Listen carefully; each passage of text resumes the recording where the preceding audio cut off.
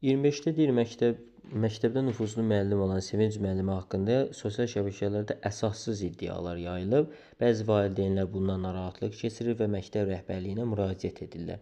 Müəllim vəziyyəti sakit qarşılayır, valideynlərlə açıq görüş təşkil edir və şəffaf şəkildə izah verir. Sonda valideynlər onun dürüstlüyünə daha da inanırlar.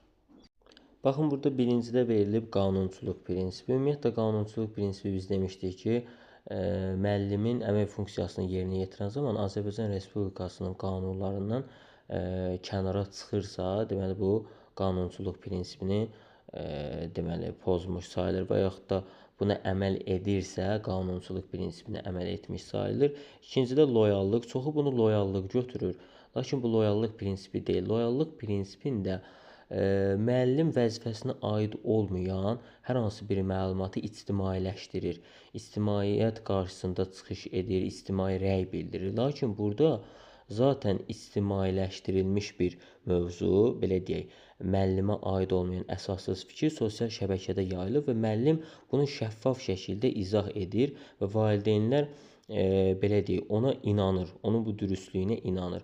Bu C variantında verilən ictimai etimad prinsipidir. Yəni müəllim həmin valideynlərin, həmin şəxslərin etimadını qazanmaqdan ötürü, öz dürüstlüyünü, şəffaflığını göstərməkdən ötürü nə edir? Deməli, valideynlərlə açıq şəkildə iclas keçirir. Yəni açıq görüş təşkil edir və şəffaf şəkildə bunu izah edir. Bu ictimai etimad prinsipidir ki, ümumiyyətlə deməli, təhsil verən müəllim sosial media qurumlarına, sosial media obyektlərinə, deməli, hər hansı bir mövzu haqqında dürüst şəkildə, doğru şəkildə məlumat verməsi və yaxud da onların məlumat almasına köməklik göstərməsi bu ictimai etimad prinsipinin belə deyək, bəndidir. Qərəzsizliyə ümumiyyətlə uyğun deyil.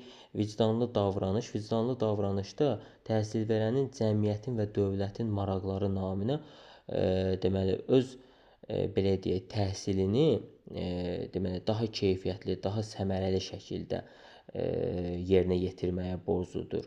Öz dərsini, öz keçdiyi dərsi şəffaf, keyfiyyətli, səmərəli şəkildə qurmalıdır. Müəllim, bir vicdanlı müəllim, vicdanlıq nümunəsi olaraq bu şəkildə öz dərsini təşkil edə bilər.